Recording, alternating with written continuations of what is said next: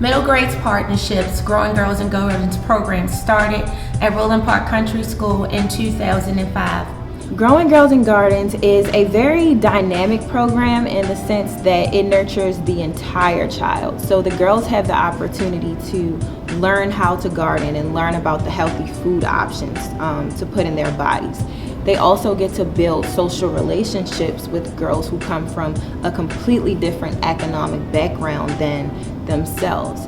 It also provides us as instructors to collaborate and to provide interventions during the summer in a non-threatening environment. And what we find is that the kids really enjoy coming to the program because they get to do dance, they get to do art, but they also get to get the interventions that they need, so when they go to school in the summer, they're well prepared.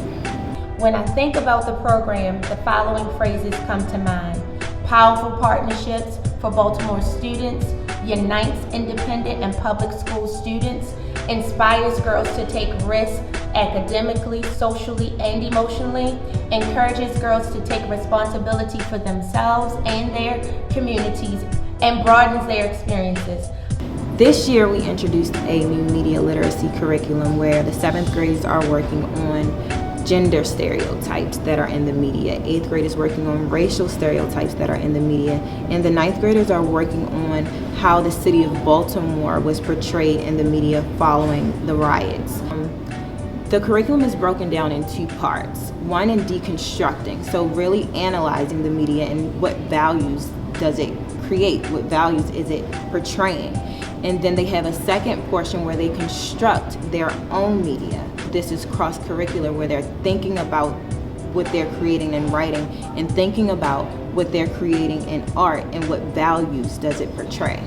I personally like media literacy because it's showing me all the different things I can become without people trying to make me what I'm not. In writing class, we learned about how to write a research paper, and our subject was why did the riots occur in Baltimore? And everybody wrote something different. Somebody wrote about Freddie Gray, somebody wrote about people being frustrated because they didn't know how to express their feelings, that they had balled inside of them, that they could just let it out on the riots. In media literacy, we're talking about stereotypes, and the stereotypes we're specifically talking about are racial stereotypes, which are associated with a certain race.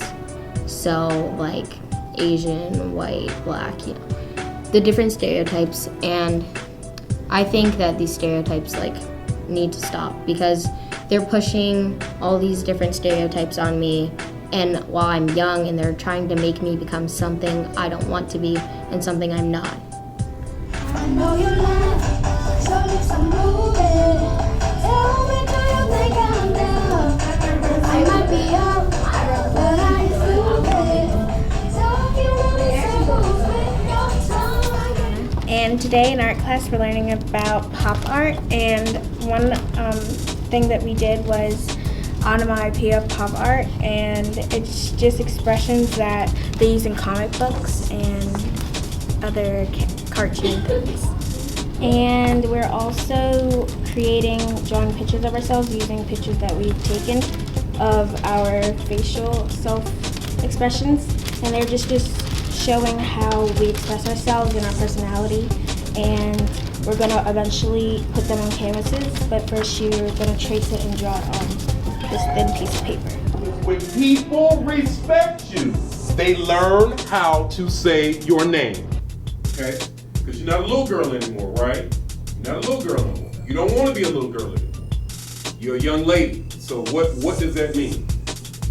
My name is Brashawn Jenkins, and I'm working with these wonderful young ladies here as we go through the concept of poetry and social justice.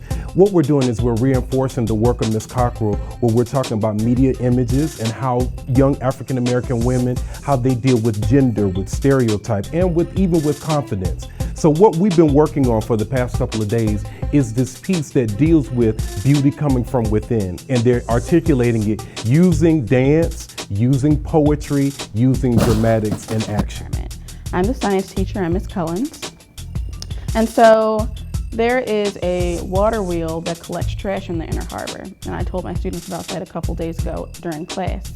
And I gave them this schematic and told them this is how they built it, this is what goes into it, this is how much trash it collects. And basically they said they wanted to build one. And I said, why not? So in this classroom, which is a separate classroom from the one I teach in, the students get a chance to actually build. So I brought in all of this wood, and I have fabric materials and tools so that they can actually build this water wheel. The students actually drew on the board a different schematic, so they're changing a little bit what the one in the Inner Harbor looks like, and they're actually going to test it in a river behind the Gilman School, which is across the street. This one is going to be Tatiana and Nia's group. Well, not the movie, we're doing and then we have, you gotta see a video that has bad sound, you don't really want to watch it, right? Yeah. But if you see a video that's bad video and good sound, you still don't want to watch it. So they really work hand in hand. If you use your side arrow, you're gonna see a whole bunch of new menus with a whole bunch of different options. Like, for example, this is the probability tab. While the girls cultivate the gardens, they foster growth within themselves. This program is absolutely amazing.